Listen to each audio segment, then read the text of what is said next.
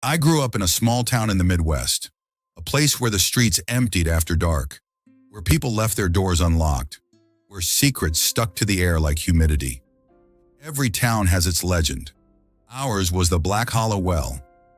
It sat at the edge of the woods behind the old cemetery, a stone circle, waist high, covered with a rusted iron grate.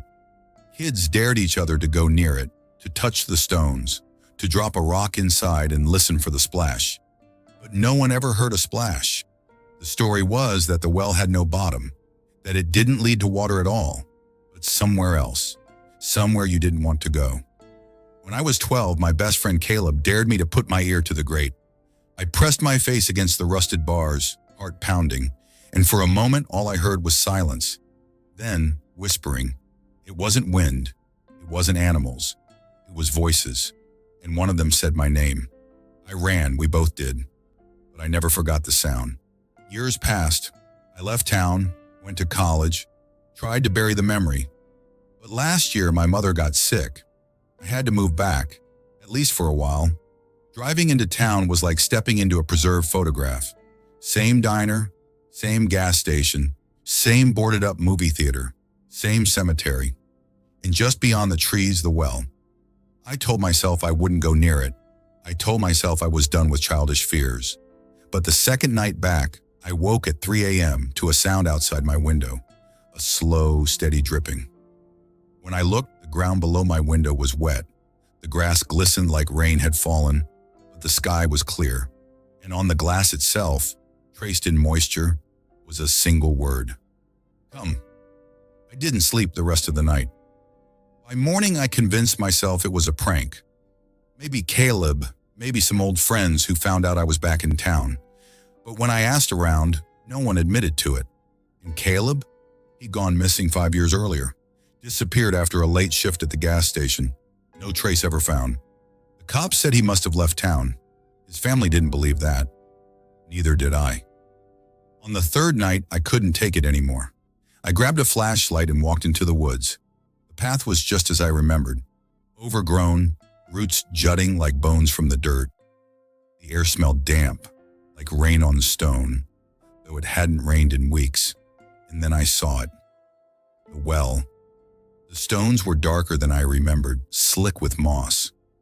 The grate was still there, rusted, heavy, and beneath it, darkness. I told myself I'd just look, just prove to myself there was nothing there. But when I leaned over, the whispering started again. This time it wasn't faint. It was clear. Dozens of voices all speaking at once, weaving together in a low chant. And then, one broke through. Caleb's voice. Help me. My blood went cold. I backed away, heart hammering, and nearly tripped over a root. My flashlight flickered, and in that moment, I saw something in the trees. Tall, thin, watching. I ran. Back in my room, I locked the door and sat shaking until dawn. I should have left town then. Packed up, taken my mother with me, and never looked back. But I didn't, because the next night the voices came inside.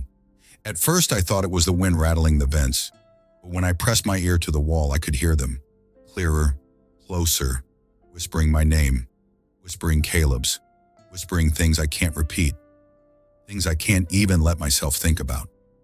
I shoved my dresser against the vent. I blasted music. I covered my ears. None of it mattered. The voices seeped through, and then came the water. It started as a trickle under my bedroom door, cold, dark, seeping across the carpet. I scrambled back, heart racing, as it spread further and further into the room. I tried to turn on the light, but the bulb popped, plunging me into darkness. The water reflected nothing. It wasn't clear. It was black, and in that blackness, faces floated just beneath the surface. Pale, swollen, eyes wide open. One of them was Caleb. His lips moved, bubbles rising, and though I couldn't hear the words, I knew what he was saying. Come down, I blacked out. When I woke, the carpet was dry, the lights worked, the water was gone. But on the wall above my bed, written in wet streaks, was one word. Tonight. I don't know what possessed me to go back to the well. Maybe fear, maybe guilt. Maybe the thought of Caleb's face staring up at me, begging me not to abandon him. I brought a crowbar to pry up the grate. It groaned, resisted, then gave way with a screech that echoed through the trees. The smell that rose up was unbearable. Damp earth, rotting flowers, something older, fouler. I shone my flashlight down. The beam disappeared into darkness. No bottom, no walls, just endless black. And then, movement. Not water, not air, something shifting down there, as if the darkness itself had stirred. The voices rose louder, clearer. Some cried, some laughed, some screamed, and one voice whispered so close to my ear it made me flinch. "Jump!" The ground tilted beneath me. My head swam. For a second I wanted to. More than anything, I wanted to. But something held me back. Some last scrap of will. I staggered away, panting, nearly dropping the flashlight. And that's when I saw it. Not in the well. Behind me. A figure. Tall. Thin. Its skin was the color of stone, slick with moisture. Its eyes were hollow pits. Its mouth stretched wide, too wide, filled with darkness that wasn't a mouth at all. It smiled. I ran. I don't remember the path back. I don't remember how I got home. I just remember slamming the door, locking every window, and curling on the floor until dawn. That was a week ago. Since then, it hasn't stopped. The dripping in the walls, the whispers in the vents, the faces in the mirror when I'm half asleep. And sometimes when I look out the window at night, I see the well water spreading across the grass. Slow, patient, creeping closer. I don't think it's water anymore. I think it's the hollow itself, reaching for me. Last night, I woke to the sound of my front door unlocking. When I crept down the stairs, the door was open.